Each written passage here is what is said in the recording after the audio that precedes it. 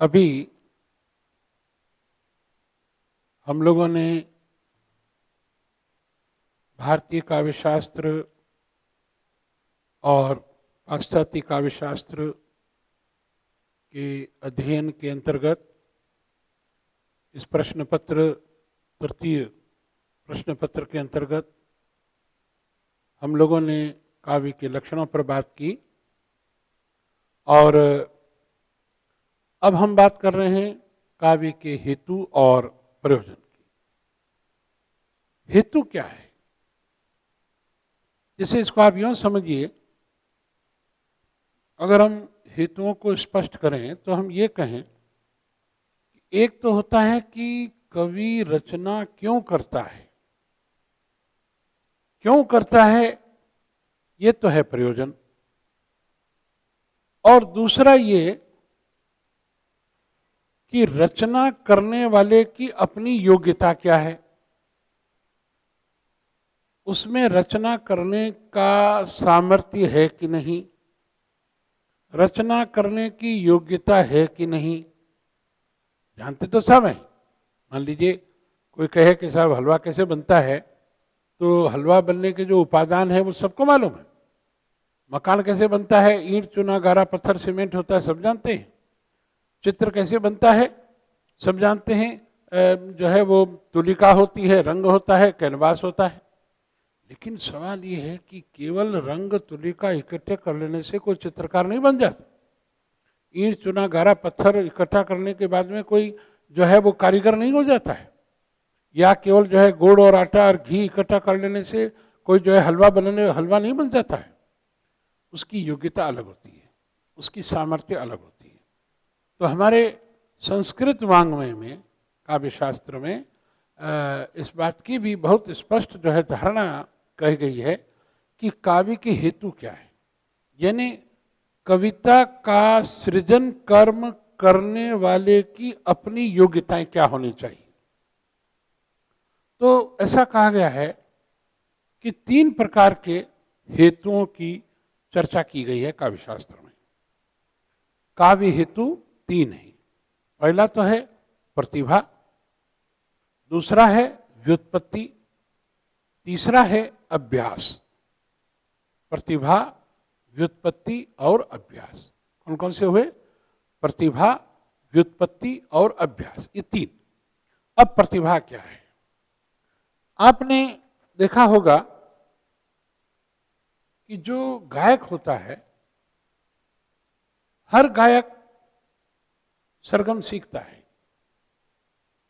हर गायक को, जो शास्त्रीय गायन गाने वाले हैं या संगीत में रुचि रखने वाले हैं, आप लोगों में से भी कई लोग होंगे, तो सारे गा मा पा धा नी सा, ये जो 7 है, सप्तक है, इसको वो कंठस्थ कर लेते हैं, इसको फिर वो गाते भी हैं।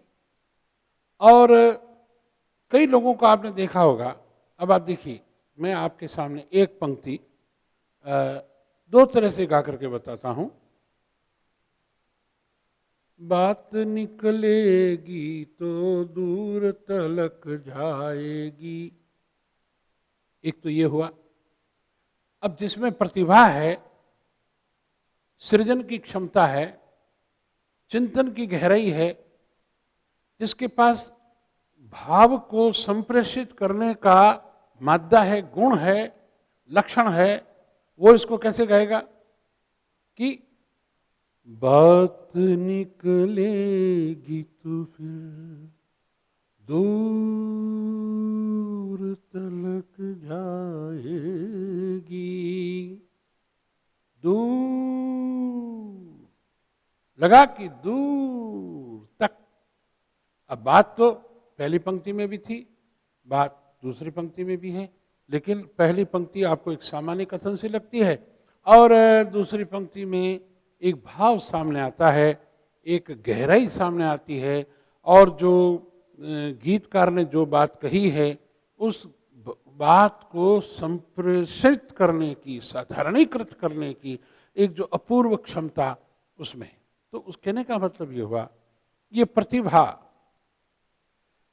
ये प्रतिभा काव्य सृजन करने का सबसे पहला अनिवार्य तत्व है बंधुओं। प्रतिभा ऐसी अद्भुत सृजन शक्ति है, ये ऐसी निर्माणकारी शक्ति है, ये ऐसी उद्भाविका शक्ति है, ये ऐसी प्रस्तुत करने की अपूर्व शक्ति है, जिसके विषय में कहा गया है कि प्रतिभा ईश्वर प्रदत्त होती है, ये गॉड गिफ्ट है। आपने देखा होगा कलाकार तो बॉलीवुड के कई हैं, लेकिन साहब अमिताभ बच्चन को ही जो है इतना उच्च कोटि का स्थान क्यों दिया गया? और उनके पहले की जो पीढ़ी थी, जिसमें दिलीप कुमार होते थे, देवानंद होते थे, राज कपूर साहब होते थे, तो वो उनको इतना क्यों महत्व दिया गया? केवल वही 3 लोग थे क्या? आज केवल अमिताभ बच्चन ही है क्या? लेकिन है तो बहुत सारे, अभिनेता बहुत हैं, अभिनेत्रियां बहुत है, लेकिन जो बात आज भी जब उदाहरण दिया जाता है, उच्च कोटि की अभिनेत्रियों की जब जो है सूची बनाई जाती है, उसमें जब मधुबाला का नाम लिया जाता है, नरगिस का नाम लिया जाता है, मीना कुमारी का नाम लिया जाता है, वैजयंती माला का नाम लिया जाता है, तो इसका मतलब क्या हुआ? और अभिनेत्री नहीं है क्या? और अभिनेता नहीं है क्या? तो फिर यही नाम क्यों लिए जाते हैं? ये नाम लिए जाते हैं उनकी प्रतिभा, उनकी अभिनय प्रतिभा। गाने वालों की कमी नहीं है बॉलीवुड में, सब एक से बढ़कर के एक हैं, लेकिन आज तक भी स्वर कोकिला लता मंगेशकर के समकक्ष कोई दूसरा जो है दूसरी गायिका नहीं आई। मोहम्मद रफ़ी, मुकेश, मन्ना डे जैसे, एस.डी. बर्मन जैसे लोग, किशोर कुमार जैसे लोग, इन अपूर्व अद्भुत स्वर साधकों के समकक्ष और किसी का नाम नहीं आया। गाने वाला तो मैं भी हूं, और भी आप लोगों में से भी होंगे, सैकड़ों लोग होंगे। तो कहने का मतलब ये हुआ कि जब हम काव्य के लक्षणों की, ये जब काव्य हेतुओं की जब हम बात करते हैं, तो पहला सबसे महत्वपूर्ण बहुचर्चित जो है, वो सर्वाधिक उल्लेख्य जो तत्व है, वो है प्रतिभा। और प्रतिभा जो होती है, वो प्रतिभा किसी कल कारखाने की उपज नहीं होती है, प्रतिभा बाजार में नहीं मिलती है, प्रतिभा किसी दुकान में नहीं मिलती है, प्रतिभा किसी कारखाने में पैदा नहीं होती है, प्रतिभा की खेती नहीं होती है, प्रतिभा ऊपर से बरसती है, ईश्वर प्रदत्त है, ये गॉड गिफ्ट है। प्रतिभा गॉड गिफ्ट है, प्रतिभा ईश्वर प्रदत्त है, प्रतिभा नैसर्गिक, प्रतिभा नैसर्गिक है, प्रतिभा नवनवोन्मेष शालिनी प्रज्ञा। कैसी अद्भुत प्रज्ञा है ये, नवनवोन्मेष शालिनी, नित्य नूतन नवनवोन्मेष शालिनी प्रज्ञा है। इसका मतलब ये हुआ कि जिसके पास प्रतिभा है, उसे और किसी की आवश्यकता नहीं है। यही कारण है कि कबीर मसीह कागज छुयो नहीं, कलम गही नहीं हाथ। कबीर ने किसी विश्वविद्यालय से न तो एमए की डिग्री ली, न पीएचडी की, न डीलिट की ली। कबीर न संस्कृत काव्य शास्त्र के आचार्य हैं, और न ही कबीर छंद और अलंकारों के पंडित। लेकिन कबीर ने जो कुछ भी कहा, जिस जो साफ साफ कहते हैं शब्दों में कि मसीह कागज छुयो नहीं, कलम गई नहीं हाथ, ये आप लोगों की पढ़ाई लिखाई से मेरा कोई संबंध नहीं है। कोई उन्होंने जो है न तो मसीह को छुआ, न कागज को छुआ, न कलम हाथ में ली। लेकिन कबीर ने जो कुछ भी कहा, बंधु आप जानते हैं, आज इतने इतने शताब्दियों के बाद में भी हमारे जीवन के शाश्वत सत्य बन करके उनके उद्गार हमें उद्वेलित कर देते हैं। ये क्या है? ये प्रतिभा है। आचार्य गोस्वामी तुलसीदास जी ने किसी रीति ग्रंथ की रचना करके अपना आचार्यत्व सिद्ध नहीं किया। कोई अलंकार शास्त्र के ग्रंथ नहीं लिखे, कोई नायक नायिकाओं के भेद उपभेद प्रभेदों के संबंध में कोई रचना नहीं की। रामचरितमानस लिखा, अन्य भक्ति के ग्रंथ लिखे। लेकिन आज गोस्वामी तुलसीदास जी को हम जब भक्ति साहित्य का चूड़ामणि कवि कहते हैं, क्यों कहते हैं? इसलिए कहते हैं कि उनके पास सबसे बड़ी काव्य सृजन की अद्भुत विराट शक्ति कौन सी? वो है काव्य हेतु। काव्य हेतु में प्रतिभा। तो प्रतिभा जो है जिसके पास है मित्रों, वह अद्भुत है, विलक्षण है, विचक्षण है और अपने आप में अनुपमेय बन जाता है। इसी प्रकार से अब आप देखिए, आपको आश्चर्य होगा, कबीर तो बिल्कुल मसीह कागज छुओ नहीं। हमारे जयशंकर प्रसाद जी तो 8वीं पास ही है। लेकिन जो उनकी योग्यता है, जो उनकी काव्य सृजन की जो प्रतिभा है, वो प्रतिभा किसी विश्वविद्यालय की शैक्षणिक उपाधियों को कोसों पीछे छोड़ देती है। इतनी अद्भुत काव्य रचना की क्षमता और दक्षता उनके संसार में, उनके काव्य संसार में हमें देखने को मिलती है। प्रतिभा, और प्रतिभा के बाद में प्रतिभा दो प्रकार की होती है, एक कार्यत्री प्रतिभा, एक भावित्री प्रतिभा। कार्यत्री प्रतिभा वो है जो सृजन की प्रतिभा है, जो कार्यत्री प्रतिभा वह है जो कि काव्य को समझने की हमें दृष्टि देती है, और भावित्री प्रतिभा वह है जो उसका रसास्वादन करने की हमें क्षमता प्रदान करती है। तो जिसमें रचना कर्म की शक्ति है और रचना के आस्वादन करने की शक्ति है, वही काव्य का एक प्रमुख जो है उपादान बन जाता है। तो पहला मैंने कहा कि प्रतिभा, प्रतिभा के बाद में दूसरा जो काव्य हेतु है सबसे प्रमुख, वो है काव्य हेतु जो है वो है व्युत्पत्ति। व्युत्पत्ति, व्युत्पत्ति का मतलब है कि आपको अधिक से अधिक लोक शास्त्र का ज्ञान, अगर आपको लोक शास्त्र का ज्ञान है, अगर आप बहुपठित हैं, अगर आप विविध विषयों के जो है मनन करने वाले हैं, विविध विषयों का पठन करने वाले हैं, आपको जो है शास्त्र का ज्ञान है, आपको काव्य के लक्षणों का ज्ञान है, आपको छंद अलंकारों का ज्ञान है, काव्य की गुण दोषों का ज्ञान है, काव्य की रीतियों का आपको ज्ञान है, तो मित्रों आपकी प्रतिभा में 4 चांद और लग जाते हैं। क्योंकि जिसके पास प्रतिभा है वो तो 16 आना सुगंध है, सोना है, लेकिन प्रतिभा के साथ में अगर आप व्युत्पत्ति सिद्ध हैं, आपको लोक शास्त्र का ज्ञान है, तो आप समझिए कि प्रतिभा और द्विगुणित हो जाती है, प्रतिभा और चमत्कृत हो जाती है, प्रतिभा और अधिक आलोकित हो जाती है। और इसके साथ में तीसरा सबसे बड़ा हेतु है, वो है अभ्यास। आपके पास प्रतिभा है, आपके पास व्युत्पत्ति है, यानी कि आप में सृजन की क्षमता है, और सृजन के लिए जो विषय होने चाहिए उनका भी आपको ज्ञान है। लेकिन यदि आप अभ्यास नहीं करते हैं, अगर आप कर्म नहीं करते हैं, अगर आप निरंतर जो है उसमें प्रवृत्त नहीं होते हैं, तो मित्रों फिर तो ऐसा होगा कि अमीर खुसरो की एक बड़ी अच्छी मुकरी है, जिसमें एक गुरु अपने चेले से प्रश्न करता है कि बताओ, एक शब्द में उत्तर दो, पान सड़ा क्यों, घोड़ा अड़ा क्यों, चेला पिटा क्यों, फौजी हारा क्यों, रोटी जली क्यों? आप सोचिए इसका उत्तर क्या है। एक शब्द में इसका उत्तर होगा, और वो उत्तर होगा फेरा न था। इसका मतलब ये कि अगर यदि आपने पान को नहीं फेरा तो पान सड़ जाएगा, और तवे पर जब रोटी सिकती है उसको नहीं फेरेंगे तो रोटी जल जाएगी, और फौजी अगर अभ्यास नहीं करेगा तो हार जाएगा, और शिष्य ने अगर अपने अध्यायों का अगर जो है पुनर्अभ्यास नहीं किया, उसको फिर से जो है रिपीटेशन उसका नहीं किया, अगर फिर से उसको नहीं पढ़ा, तो फिर वो तो गुरु के हाथ से पिटेगा ही। तो ठीक इसी प्रकार से काव्य की जो 3 हेतु हैं, 3 हेतुओं में कहा गया कि भाई प्रतिभा है, व्युत्पत्ति है, और तीसरा है अभ्यास। करत करत अभ्यास से जड़मति हो तो सुजान।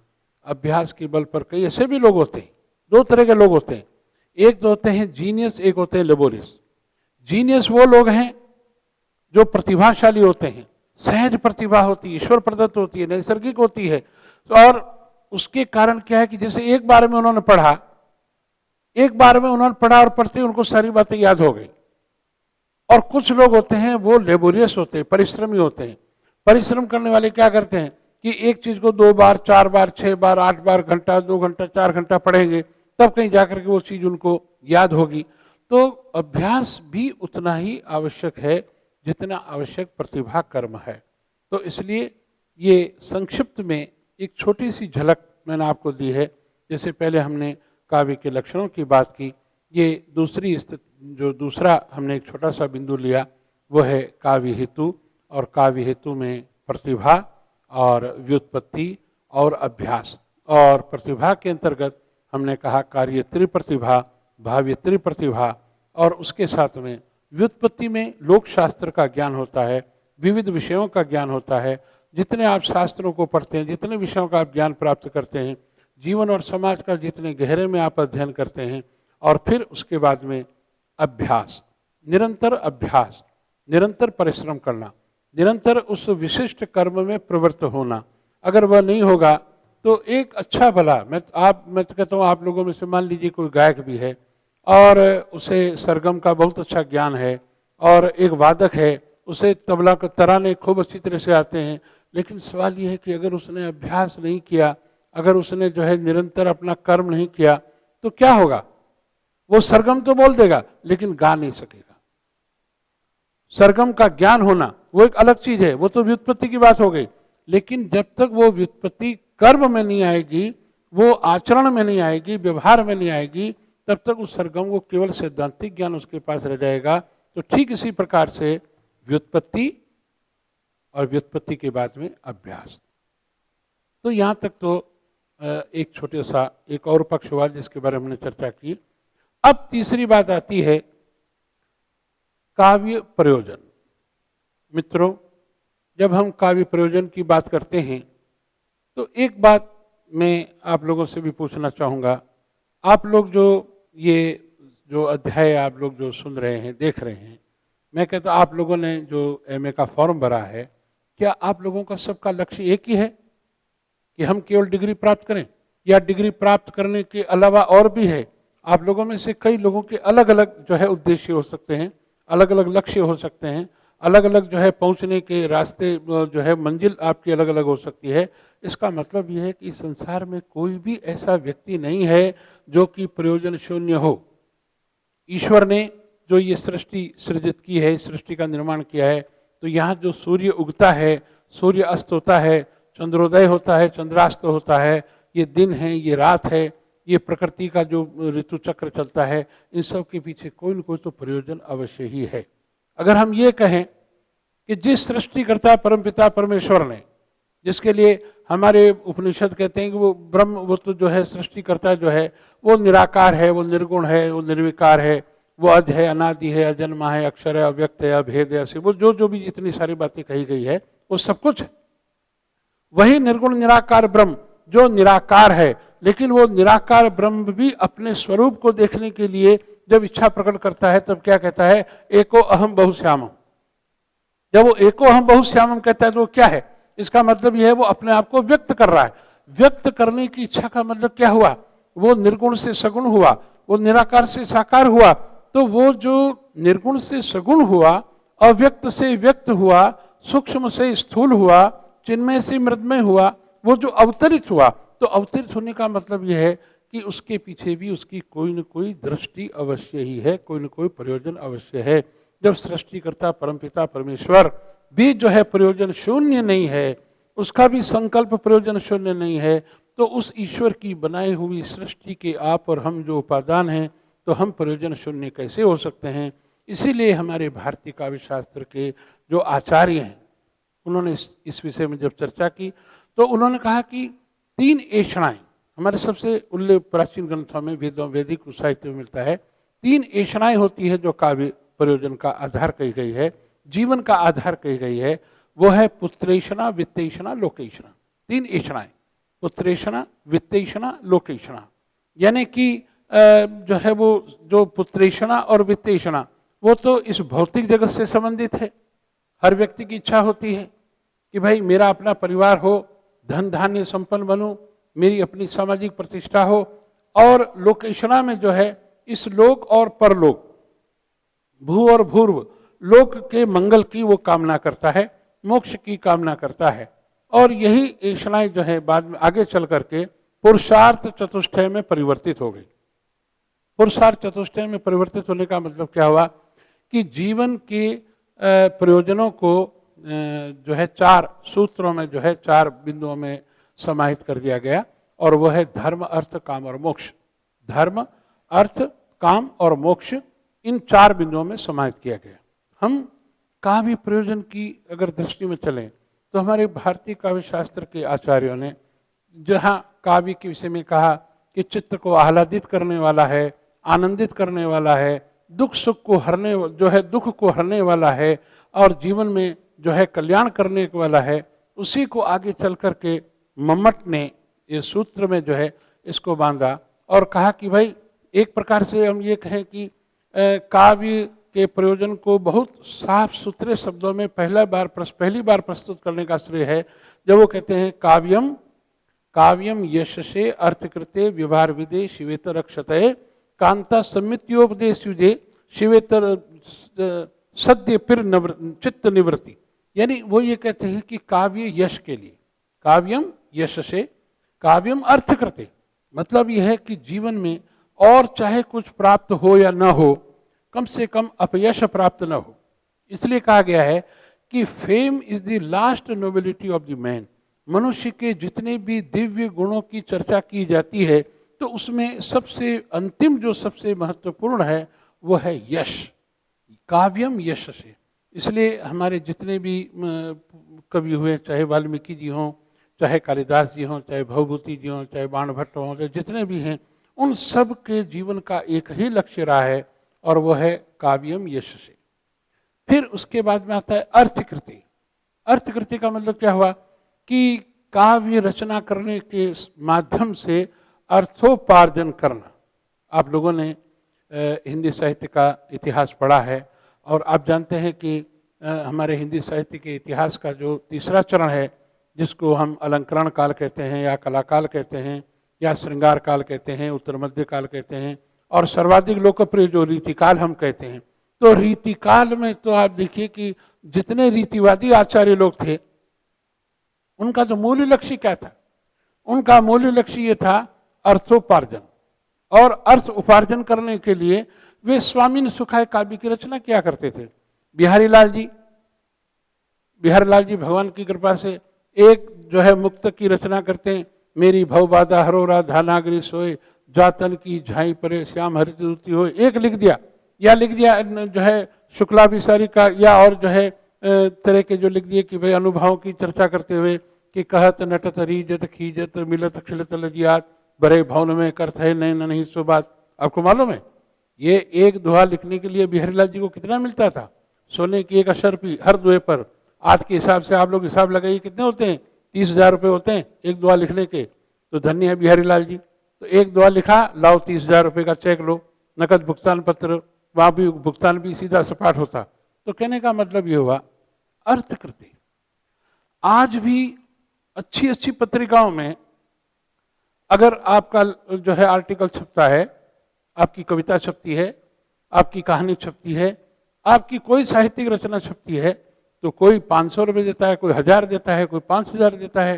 तो कहने का मतलब ये हुआ कि अर्थ उपार्जन, अर्थकृते काव्यम यशसे काव्यम अर्थकृते, काव्य यशसे अर्थकृते व्यवहार विदे, विद यानी जानना, टू नो। मतलब ये कि काव्य का सृजन लोक व्यवहार का ज्ञान करने हेतु भी होता है। देखिए जितना भी नीति काव्य लिखा गया, जितना भक्ति काव्य लिखा गया, उन सब के मूल में क्या है? जीवन में सदव्यवहार का, सदाचार का संदेश देना, जिसके माध्यम से जब कबीर जो है, जब ये कहते हैं कि भाई, जब रहीम कहते हैं कि मान सहित विष खाए के शंभु भय जगदीश, बिना मान अमृत पियो राहु कटायो शीश। कबीर कहते कबीरा तहाँ न जाइए जहाँ कपट का हेत, मानो कली अनार की तन राता मन से। अपने राजस्थान में एक कृपाराम जी हुए और उनका एक सेवक था जिसका नाम था राजिया। तो राजिया को लेकर के उन्होंने दोहे लिखे, बड़े लोकप्रिय हुए राजस्थान में, कि मतलब री मनवार चुप के लावे चूरमो, मतलब री मनवार चुप के लावे चूरमो, बिन मतलब मनवार रा बन पावे राजिया। मतलब होगा तो चुपके से ला के आपको चूरमा खिलाएंगे, मिठाई खिलाएंगे, और मतलब निकल गया तो ऐसे जा रहे हैं कि जैसे जानते नहीं। तो कहने का मतलब ये हुआ, चाहे हम कबीर को देखें, रहीम को देखें, वृंद को देखें, ठीक है ना, ये सारे के हमारे राजस्थान में कृपाराम जी को हम देखें, तो जितना भी नीति काव्य लिखा गया वो व्यवहार विदे। तो काव्यम जिससे अर्थ करते व्यवहार विदे शिवेतर रक्षते। शिवेतर, शिव का मतलब होता है कल्याण, शिव का मतलब होता है कल्याण, और कल्याण से इतर, कल्याण से इतर क्या होगा भाई? कल्याण से इतर का मतलब होगा जिससे हमारा कल्याण ना हो, यानी जिनसे हमें दुख पहुंचे, जिनसे हमें कष्ट पहुंचे, जिनसे हमें पीड़ा पहुंचे, जिनसे हम जो है वो अपने आप को बहुत संकटों में महसूस करें। तो भाई रोग है, शोक है, कर्ज है, अपमान है, लोक प्रवाद है, इन सब से मुक्ति दिलाने का जो है वो साधन भी अत्युच्च कोटि का काव्य होता है। तो जितने भी हमारे श्लोक, स्तुति, स्तोत्र साहित्य है, जितने भी हमारे जो है वो स्तुतियां हैं, जितनी भी हमारी मांगलिक जो है भावनाएं हैं, आप चाहे शिव स्तुति पढ़ें, चाहे गणेश स्तुति पढ़ें, चाहे लक्ष्मी स्तोत्र पढ़ें, चाहे आप हनुमान चालीसा पढ़ें, चाहे आप सुंदरकांड पढ़ें, चाहे आप और बहुत सारी बातें जितनी भी हम कहे गए हैं, तो इन सब का क्या है? शिवेतर रक्षता है। मयूर कवि ने सूर्य शतक बनाया, तो सूर्य शतक इसलिए भाई कि कुष्ठ रोग से मुक्ति प्राप्त करने के लिए। हनुमान चालीसा में क्या पढ़ते हैं? भूत पिशाच निकट आवे, महावीर जब नाम सुनावे, नासे रोग हरे सब पीरा, जो सुबीरे हनुमत बल बीरा। अब इसी तरह से जैसे मान लीजिए कि आप गणेश जी का जो स्तोत्र पढ़ते हैं कि साहब, जिसमें कहा गया द्वादस्तानि नामानि त्रिसंधि पठेंद्र न च विघ्न भयम तस्यम सर्व सिद्धिम करम प्रभु। गणेश जी के 12 नाम हैं। अब उन 12 नामों का अगर आप नित्य प्रतिदिन में 3 बार पारायण करते हैं, एक बार पढ़ेंगे तो रोग से मुक्त, दूसरी बार पढ़ेंगे तो धन धान्य, तीसरी बार पढ़ेंगे तो महाशत्रु विनाशनम।